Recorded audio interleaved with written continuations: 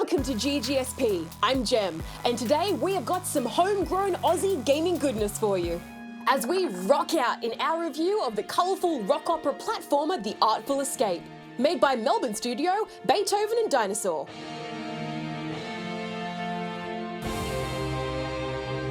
Plus, Darren shares some top tips for how to keep calm and tackle those tough boss battles.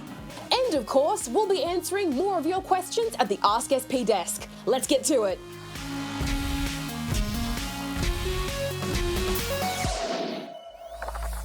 Well, The Artful Escape isn't the only bit of Aussie-made gaming we've been looking at recently. I know Jem's a little bit spooked by spiders, but I've been playing the very cute Aussie-developed game Webbed. You play as an adorable little spider friend trying to recover their stolen boyfriend. There's all sorts of fun physics as you sling webs about to solve puzzles, with things swinging around in exactly the right frustrating fun kind of way. I feel like it could easily stray into rage quit territory, but thankfully the good puzzles and the way it oozes with charm keeps it enjoyable. The developer even told us that he used to watch Spawn Point as a kid, which just goes to show that any one of you watching right now could grow up to make the games that we look at right here on GGSP. It's exciting to think about. But let's move on now to what's news. First up, Sony had a big game showcase recently. While it mostly focused on more mature titles, we did get a look at Cha, which seems like a lovely island-based adventure where you can play ukulele and possess various animals. We also got another peek at Gran Turismo 7, which is looking very pretty with its shiny cars. And it's always nice to see in-engine footage. Get it? Because it was from inside a car engine, but also in the game engine. Moving on, and in more Sony news, they recently bought a studio. Sony snapped up the UK-based studio Firesprite, who have been responsible for games like The Playroom, Playroom VR, and Run Sackboy Run. There was no mention of what they'll be working on, but my guess is that it will be something. Next up, Microsoft feels the need to delay its Top Gun DLC for Microsoft Flight Simulator. The DLC was a tie-in to the upcoming Top Gun 2 Maverick movie, which was originally planned for release this year, but was delayed until May 2022. So now the DLC is also delayed until the movie releases. But do you know what isn't delayed? Minecraft Live 2021, that's what! Yes, the yearly Minecraft convention/online event is scheduled to go live at 3 AM October 17th, Australian Eastern Daylight Time, so probably one to watch when you wake up. There'll no doubt be loads of news on what to expect from upcoming updates, as well as the chance to vote on the next Minecraft mob. And while we're on the topic of Minecraft, you know how it's all straight lines and blocks, right? Wrong! A player known as Mistycat has found a way to create circles in the game without using mods. It's a complicated trick involving lots of special commands, but the end result speaks for itself. I never thought seeing a circle could be so satisfying. But you know what else is satisfying? The rest of the show. So let's get on with it. Oh, crow out on the hill, can you tell me? Oh, crow out on the hill, can you tell me?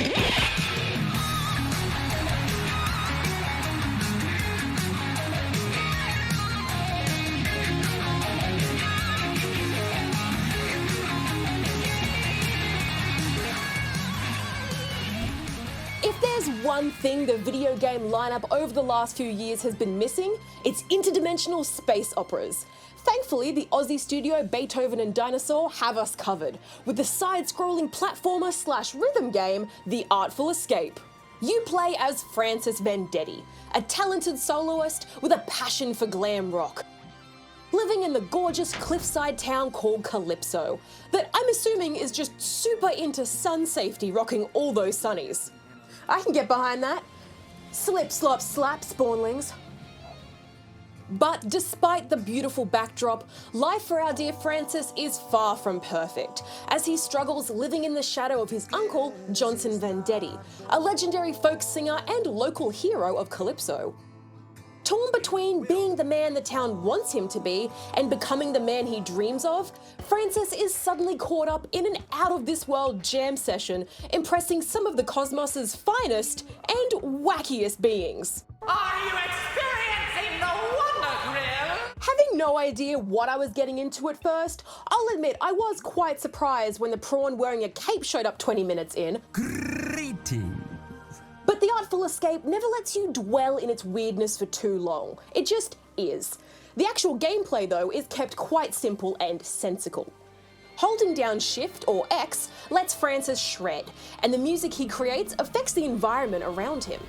Every location you visit on your quest is a feast for the eyes and the ears, as you shred your way over vibrant landscapes, dusty deserts, and lush forests. There's a great sense of flow to the movement, as you use double jumps to launch yourself over large gaps and use the momentum to cruise your way across giant slopes. I did hit a few little bumps here and there when a jump wouldn't quite line up, but outside of losing your own sweet rhythm, there's no real punishment for failure, so I was right back to the action in no time. The same goes for the performance sections. These are some of the most visually in-your-face parts of the whole game, and I loved every single one. They play out like a round of Simon Says, where Francis has to copy the notes displayed in the right order. You can take these sections as slowly as you want if you've got a better memory than I do, but half the fun is the drama of it all. And if you slip up, it's no big deal. You just lose the rhythm and start again from the top. But when you do nail it and those epic closing notes start playing, it is just so dang cool.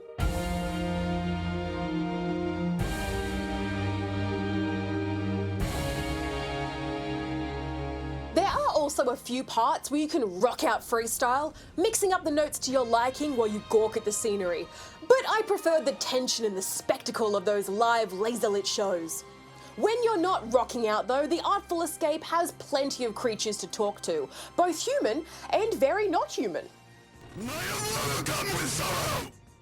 I'm not personally a musician, but I think a lot of the themes talked about here will connect with anyone who's struggled with feeling insecure or finding their place in the world. This is aimed at older spawnlings, so it might not be everyone's cup of tea, but it never steps into preachy territory, although Francis does occasionally spout some interesting lines. I managed to get through the story in about 5 or so hours with breaks, which I feel is the perfect amount of time for a game like this, never letting you get too used to the wildness so that it becomes predictable. Beyond its psychedelic, dreamlike spacescapes and glam rock vibes, the Artful Escape carries with it an important message to stay true to yourself and not become someone you dislike for the sake of making others happy. It's a dazzling game in every sense of the word, so I'm giving it 4.5 out of 5 rubber chickens. In fact, I was so inspired, thought I'd perform a little rock out for you all here today. A 1, a 2, a 1, 2, 3, 4. Yeah!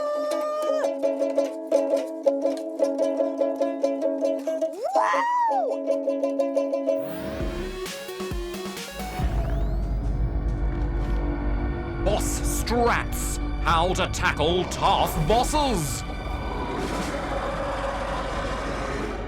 Okay, so here's a story you're familiar with. You're playing an awesome game when suddenly you meet the enemy of all enemies. And they knock you off your feet over and over. But before you rage quit, take a deep breath because we've got you covered with some boss strats for how to tackle those tough boss battles. Get familiar with the boss. Unless the enemy boss is an intelligent AI, like a certain data-analyzing robot we know, it's most likely that it was designed to have a specific move set or pattern. Try diving in without a strategy first so you can figure out what kind of a boss they are. Do they stay in one spot, or will they follow you around the arena? If you've been struck or KO'd, figure out how you can avoid that particular move or find the perfect time to strike. Also, try to avoid the temptation of landing lots and lots of hits at once, unless the timing is right. But what if your opponent decides to surprise you? Often, a boss's moveset will be in phases. For example, if you take down a bit of health, they transform, and suddenly their moves are more powerful, or the environment changes. Don't freak out and forget what to do. Try to get through it as much as you can, and learn from each attempt. Take note of what kind of pattern they form, and you'll be one step closer to overcoming the battle. Don't forget to save. If the game has the option to save, save frequently. Maybe even make 2 saves if you want. Power-ups and potions. Remember to use your power-ups when you're in the fight. Sometimes it's easy to get lost in the action and forget to use your special attacks to turn the tide of battle. Think about strength or defense buffs, shots that do big damage or extra healing. And if the game has the option to buy items, don't be precious about your coin and stock up on all sorts of upgrades that will assist you throughout the fight. This keeps you alive and the shopkeeper happy. Turn it down. Consider adjusting the volume levels or turning off sound completely if you're really struggling. Game music can be beautiful and is fantastic in complementing the world around you, but part of your brain will be listening to that choral symphony or epic theme, which can be distracting, especially in a serious boss fight. Unless it helps you get in your groove, I mean. You do you, as they say. You could also try boosting just the voice volume and sound effects levels. Sound effects can actually help act as a sixth sense and amp up your control or reflexes. If you hear the cue that your opponent is about to do something dastardly, your brain will be primed and ready to dodge the incoming danger. Take a break. Trying the same thing over and over gets tiring. So put down the controller and go grab a snack. Chat with a parent or sibling. Or head outside and play with your pet. Repeating an action and only achieving the same result will only cause more frustration, making you susceptible to making more mistakes. So take a moment or maybe even sleep on it. You'd be surprised how much better you'll play after your brain has had a chance to rest and process the challenge. And if all else fails, laugh it off. It's not the end of the world if you can't defeat the bad guy. If there's an option to lower the difficulty or change the mode, then try that out. And if your eyes and hands are starting to feel strained, it's probably time to take a break and try again next time. Also, avoid getting angry. Calm down and say kind words to yourself. Nobody likes an angry gamer. So, those are some of my boss strats. May they guide you through many a skirmish. Now I've had my break, back to this guy. Your time's up, mister.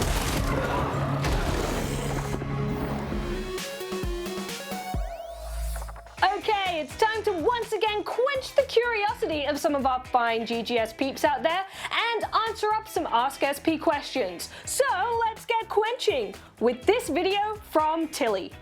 Hi GGS peeps, are there any new animals coming to Minecraft?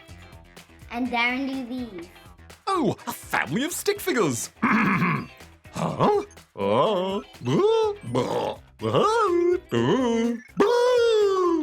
Thanks, Tilly. If you're wondering about new animals in Minecraft, well, not too long ago, things like mountain goats, axolotls, and glow squids were introduced as part of the first installment of the Caves and Cliffs update. And I'm sure there'll be a few more animals added in the future too. In fact, there'll be a Minecraft live-streamed event in October that will include a vote for the next major mob to be added to the game. So keep an eye out for that. Moving along now to another vid, and this one comes from Maxwell. Hi GGSP. Yeah, I have 2 questions for you. 1. Will there be stands in Smash Bros Ultimate? And 2. Will there be any more upgrades in Will of the Wisps? Thanks you. Bye. Thanks, Maxwell. I'm just gonna dial Darren in here, see what he has to say about that first question. Hello, Darren here. Hi, Darren. It's Rad here at AskSP. Just a quick question from Maxwell for you. Is Sans going to be in Super Smash Bros. Ultimate, do you think? Well, in fact, Sans from Undertale is already available in the game. In the form of a purchasable DLC Mii Fighter costume, at least. Well, that's something, I guess. Better than being relegated to a lowly assist trophy like my beautiful Waluigi. There, Rad. Oh, thanks, Darren. I'll catch you later. Oh, you're welcome. Bye-bye. Right, well, as for whether there will be any upgrades for Ori and the Will of the Wisps, the developers sometimes make technical improvements to the game here and there.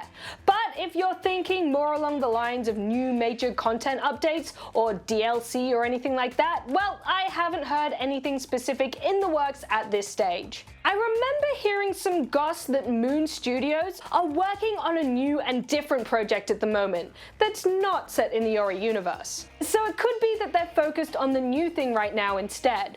But I think we have time for one more video, and this one comes from Liam. Hey GGSP, just asking, are they gonna add new locations in Mario Rabbids Kingdom Battle, and have you ever reviewed Super Mario Maker 2? Bye! Thanks, Liam. In answer to your first question about whether or not there'll be new locations for Mario and Rabbids Kingdom Battle, well, aside from the original base game, there is a Donkey Kong Adventure DLC expansion available if you're looking for some more of those Mario and Rabbids battles. But it is an extra DLC, so it's not something that's added to the game for free. You'd have to pay for it if you wanted it. Otherwise, we do know there is actually a whole new Mario and Rabbids game due to come out next year. It's called Mario and Rabbids Sparks of Hope, and will take place across multiple planets throughout the galaxy and introduce some new characters and things too. I loved Mario and Rabbids Kingdom Battle. It's such a great introduction to this style of turn-based strategy, so I am super keen bean for the sequel. As for whether we reviewed Super Mario Maker 2, well, we did. Will and Jem reviewed it back in 2019 when it came out, so why not search it out online to check out our full thoughts? Well, not our full thoughts, that would be way too many thoughts, but that is all the time we have for Ask SP Thoughts this week. If you've got a question you'd like to ask us, go here and send it in. And if it's a video question and it gets selected for the show, we'll send you some cool GGSP loot just as soon as we can. Right, well, I think I did a pretty good job quenching those questions, if I do say so myself. They should call me Question Quencher Radley, or the Question Quench Queen, quickly and quietly.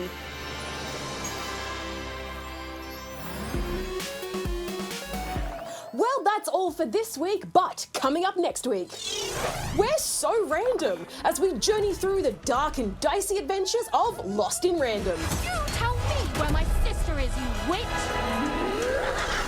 Plus, Darren continues dishing out the pro gamer strats with a guide on how to get through those tough games.